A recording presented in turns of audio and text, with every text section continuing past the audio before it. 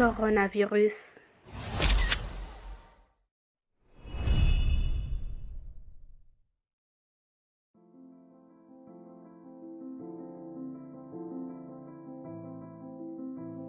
Le bateau de la vie avance lentement, en laissant sur la crête des vagues de nos souvenirs l'écume d'événements marquants de notre passé et de celui de l'humanité.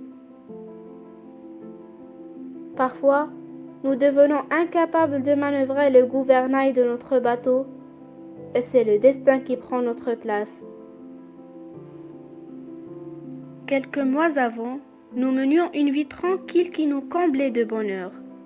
Une quiétude exquise nous caressait. Nous étions disposés à la bonne humeur, à une gaieté aimable, à un enjouement adorable. Tout allait bien.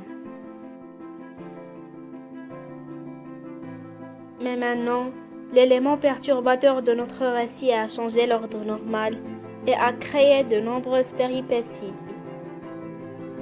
Un micro-organisme unicellulaire de taille lilliputienne a bouleversé notre vie et a semé sur nos esprits des graines de chagrin et d'angoisse. Un peu de terreau de crainte et une graine de désespoir.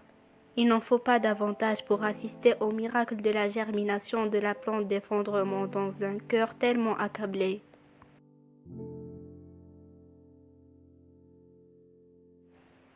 Tous les habitants du globe terrestre, petits et grands, hommes et femmes, vivent un terrible drame. Le drame du coronavirus.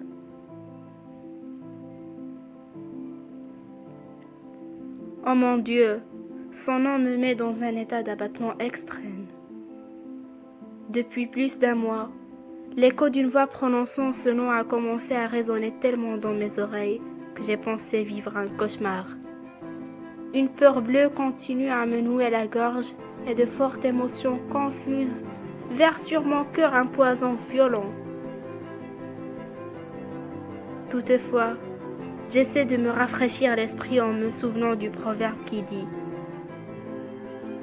L'impossible d'aujourd'hui sera possible demain ».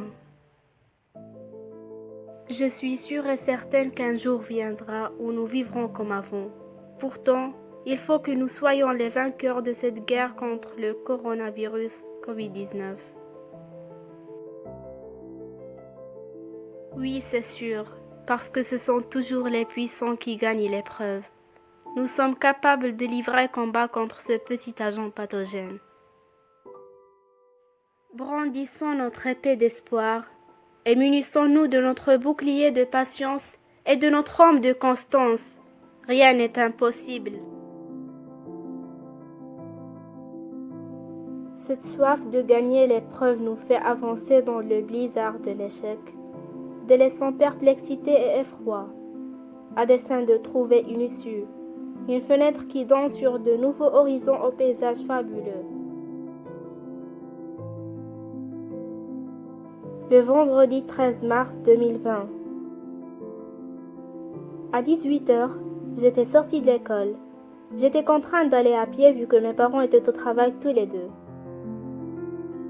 J'aime avec passion aller toute seule, le vent me caressant les joues et me procurant une sensation délicieuse. Vers 19h15, tous les membres de la famille étaient à la maison. Comme à l'accoutumée, nous avons pris notre goûter en regardant une émission.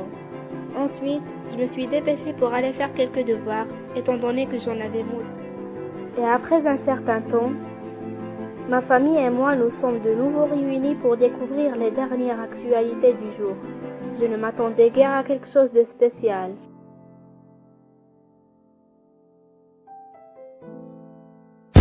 La surprise était inopinée. Le Maroc a pris la décision de fermer les écoles à partir du 15 mars dans le but de limiter la propagation de l'épidémie du coronavirus. Notre pays, étant sur la brèche, a commencé dès lors à prendre les mesures nécessaires pour mettre un terme à cette calamité. J'étais vraiment ahurie. Un sentiment invincible s'est emparé de moi. Le lundi 16 mars. Les cours à distance avait déjà commencé. De nombreuses plateformes d'enseignement ont été créées à dessein de permettre aux élèves de suivre les cours. Moi, personnellement, j'ai apprécié l'idée parce qu'elle aspire à nous offrir l'opportunité d'étudier sans être exposé au risque de l'infection au coronavirus COVID-19. Mes professeurs ont pris l'initiative de créer un groupe sur WhatsApp pour toutes les matières et un autre sur Skype pour le français. Nous suivions l'emploi du temps adapté avant l'épidémie. Les leçons nous étaient expliquées dans des vidéos ou dans des audios ou encore par appel. Ma sœur Aya, élève de la 6e année primaire, suivait ses cours de la même façon que moi, sauf qu'il y avait quelques changements dans son emploi du temps. Elle devait être assidue dans toutes les matières pour acquérir des notes satisfaisantes dans l'examen normalisé. Il faut être sérieux dans tous les temps. Pendant cette première semaine, la situation n'était pas si grave. Il y avait presque une centaine de cas confirmés dans notre pays. Mais à chaque jour, le nombre augmentait. Et par suite, le Maroc a décrété l'état d'urgence sanitaire et a imposé le confinement de la population à partir du vendredi 20 mars, dès 18h. Au début, il m'était difficile de penser à une telle chose. Passer le plus clair de mon temps sous les verrous. Vivre des dizaines de jours entre les murs de la maison rebute. En effet, c'est fastidieux. J'ai décidé alors de prendre du recul pour bien voir les choses et penser à des activités à faire. Avec le recul, les choses prennent un autre aspect. En fait, ceci m'a beaucoup aidé à organiser mes idées et m'a donné un nouvel élan.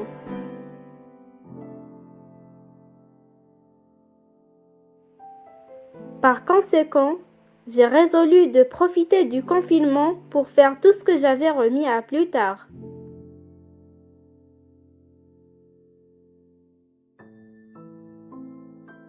En outre, j'ai commencé à lire un livre en arabe. Avec la lecture, le temps passe vite.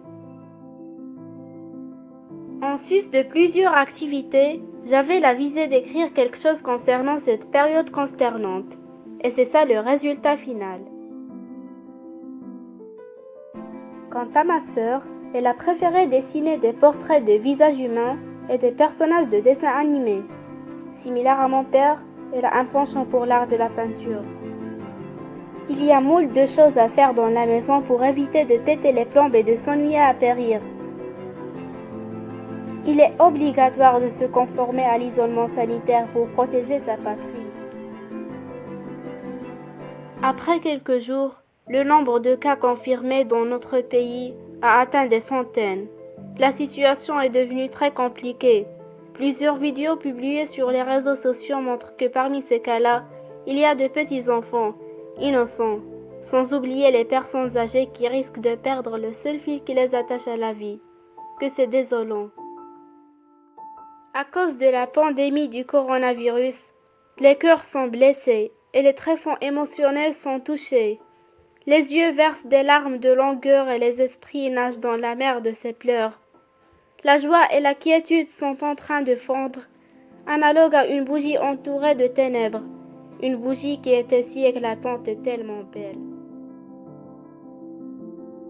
Chacun de nous a peur de noyer sous ce déluge. Nous sommes dans la gueule du loup. Nous sommes responsables de chaque nouveau cas infecté au coronavirus COVID-19. C'est pourquoi nous devons nous munir de la patience. Tout va passer, Inch'Allah. Il ne faut pas perdre l'espoir dans les temps durs. Ces moments accablants nous apprennent à renforcer notre entraide, assistance mutuelle, cohésion, à consolider nos valeurs spirituelles acquises de notre religion et celles attachées à la citoyenneté. Nous sommes tenus de prendre sous l'aile les personnes les plus vulnérables face au virus, comme les gens âgés, et toute personne qui souffre d'une maladie chronique. Aussi, notre conscience nous pousse à soutenir les gens en situation précaire. Ce soutien ne doit pas se limiter au plan financier, mais il doit aussi comprendre l'appui moral. En fait, le soutien financier ne fait pas oublier la dureté de la vie, dominée par la précarité. Restituons à chaque personne isolée la notion de respect et de dignité. Pour aller davantage vers ces personnes, nous avons besoin de nous allier, d'associer nos forces. En restant unis, nous devenons capables de gagner l'épreuve. N'est-ce pas que l'union fait la force? Pendant cette période navrante, nous sommes obligés de persister, avec placidité et optimisme. Il nous arrive parfois de nous sentir déprimés, mais cela ne doit pas nous anéantir. Gardons-nous de perdre notre vigueur dont nous sommes en pleine nécessité dans ces moments écrasants. C'est ce soleil d'espoir qui est apte à chasser la nuit de notre cœur assombri. À mon sens, l'espérance est la clé du bonheur. Elle allège le siège des sensations et des émotions et donne accès à un monde jovial, dépourvu du coronavirus Covid-19. Voyons les choses du bon côté. Grâce à cette pandémie, nous avons appris que les douleurs et les malheurs constituent un test de l'endurance de l'homme et montrent sa faiblesse et son besoin essentiel de son puissant Créateur. Chaque infortune implique des raisons que seul Allah peut cerner complètement. Toute chose dissimule des secrets que l'on ne peut pas dévoiler. En outre, ces moments pénibles que nous sommes en train d'endurer ont démontré le rôle fondamental des médecins, des enseignants, des agents de propreté, des journalistes, des policiers, des gendarmes, des agriculteurs, des chercheurs, etc. dans notre vie. Ils se dévouent pour notre béatitude. Nous leur sommes redevables de notre satisfaction. Ils agissent pour nous. Ce sont les héros du quotidien. Nous rendons hommage au personnel hospitalier et à tous ceux qui aident à combattre le coronavirus. Pour prêter main forte à ces braves personnes, nous devons limiter nos déplacements et nous conformer au confinement. Même les gens qui ont obtenu l'attestation de déplacement dérogatoire ne doivent sortir que pour quelque chose d'urgent.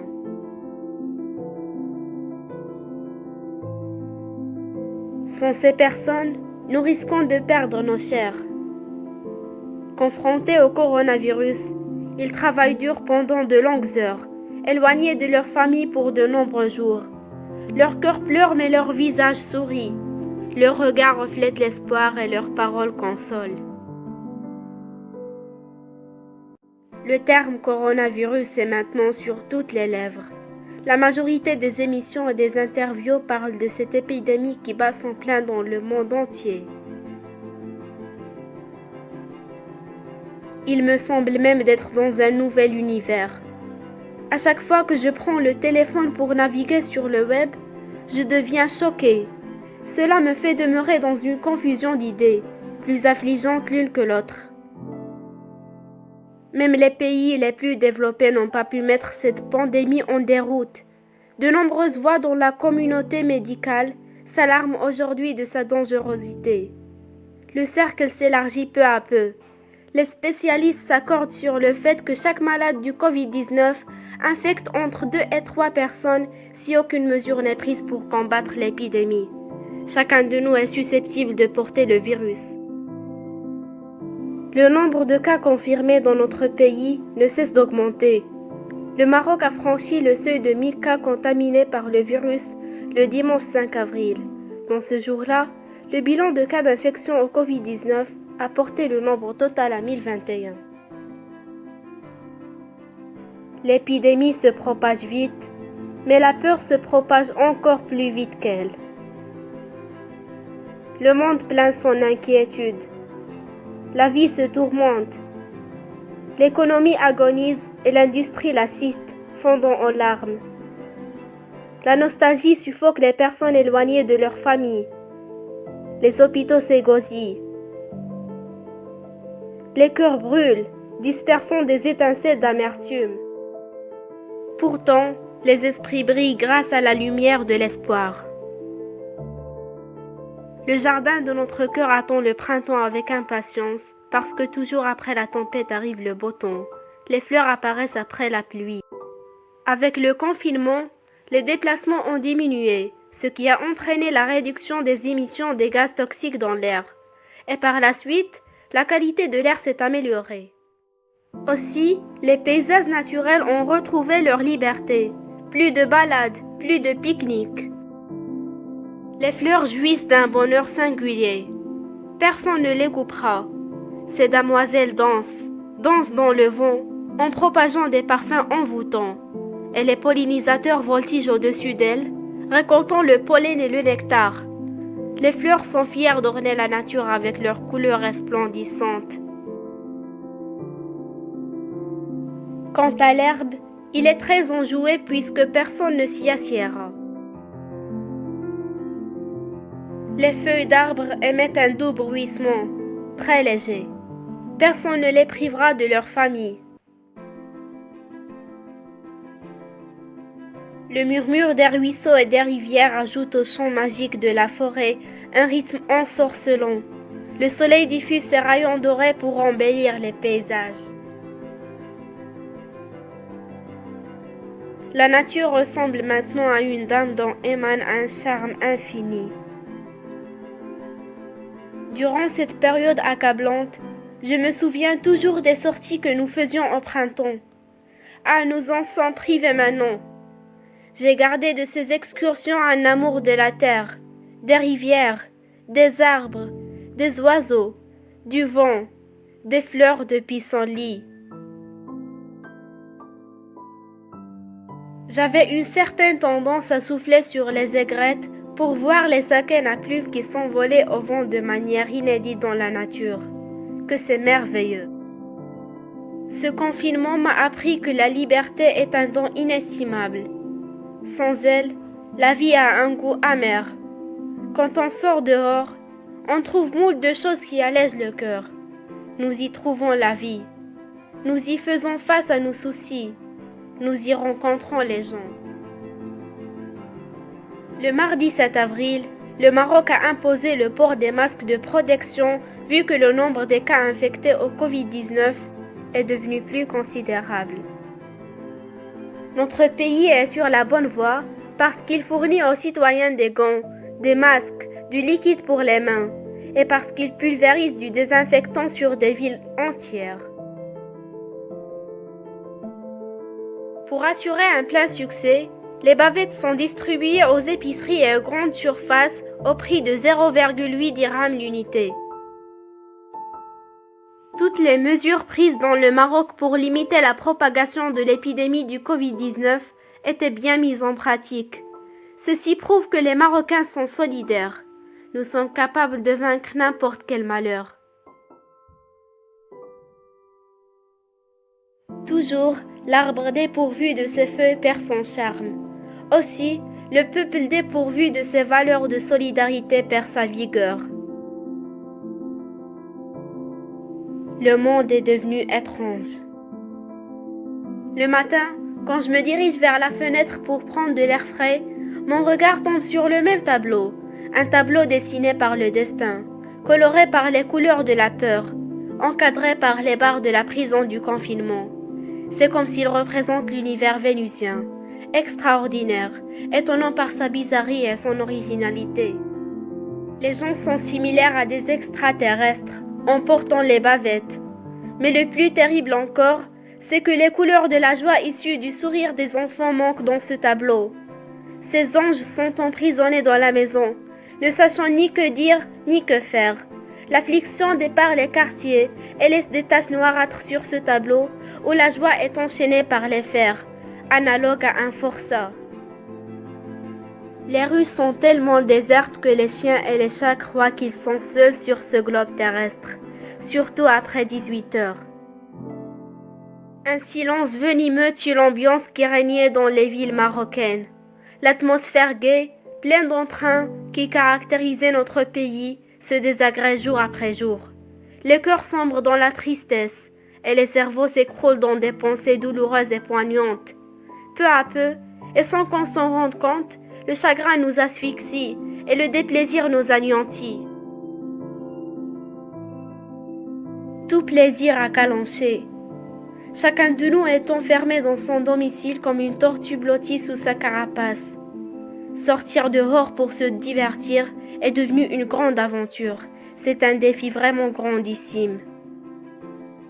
La vie est tellement bouleversée que même les pèlerinages ont été suspendus depuis le début de la propagation de l'épidémie.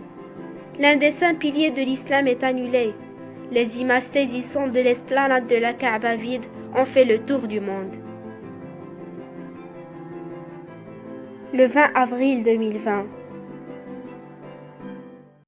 Dans ce jour-là, le confinement devait prendre fin, mais malheureusement, à cause de la propagation inachevée de l'épidémie du Covid-19, il a été prolongé jusqu'au 20 mai. Il n'y avait pas d'autre solution pour freiner la propagation du virus. Rester à la maison est vraiment ennuyeux. Pourtant, c'est obligatoire. Il faut résister et non pas se conformer à la volonté de son âme. Nous devons nous garder de céder sous le poids de notre lassitude comme une branche qui cède sous le poids des fruits. Un long chemin nous attend. Nous nous sommes lancés dans une aventure fabuleuse. Donc il faut que nous soyons courageux et vigilants. Toute personne qui cherche l'aventure n'a pas droit au moment de répit. Nous savons bien que notre sourire dans ces moments accablants s'écarte du naturel. Que nos yeux qui voient l'astre du jour ne rencontrent que l'obscurité en regardant cet univers mystérieux. Que nos oreilles qui entendent des paroles consolantes ne prêtent attention qu'aux dires qui altèrent l'espoir et l'optimisme. Que notre cœur qui est animé de mouvements répétés pour nous préserver la vie ne bat que sous l'influence des sensations venimeuses qui le mettent à l'article de la mort. Que nos organes à la faveur desquels nous accomplissions toutes les tâches sont devenus incapables d'exécuter le moindre travail à cause de la paralysie due au traumatisme qui nous abat. Mais en dépit de cela, il faut regarder la réalité en face, quoi qu'elle soit douloureuse. Nous sommes tenus d'être patients pour aider toute personne qui se donne de la peine dans le but de faire échapper les gens au risque de la mort qu'ils encouraient. Nous avons la solution sous la main. Il faut juste avoir aptitude à persévérer, sans se décourager. Nous devons savoir attendre, en gardant notre calme. Le 25 avril 2020. Le Ramadan a commencé ce samedi-là dans notre pays. Malheureusement, ce mois sacré est hors norme cette année.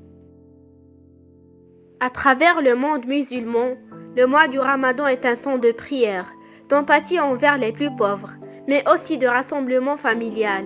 Cependant, cette année, il est tout à fait différent. En effet, il n'y a pas de table du Ramadan pour le secours islamique. Ces performances solidaires sont impossibles aujourd'hui à cause du confinement. Aussi, nous sommes privés des réunions entre amis et des rassemblements pour les grands repas de rupture du jeûne. Mais le plus grave encore, c'est que les portes des mosquées sont encore fermées. Pas de prière nocturne dans ces lieux saints de l'islam. Comme il est consternant de se prosterner après chaque appel à la prière à domicile. Prier ensemble, épaule contre épaule, va sûrement nous manquer. Le Ramadan, ce mois sacré, est inédit cette année en raison du confinement.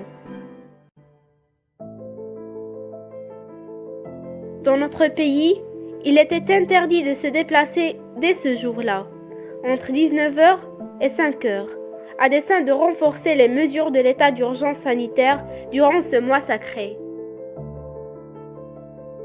Pendant ces premiers moments du Ramadan, j'ai ressenti de la nostalgie de l'ambiance qui régnait dans ce mois saint pour lequel nous avons une véritable vénération.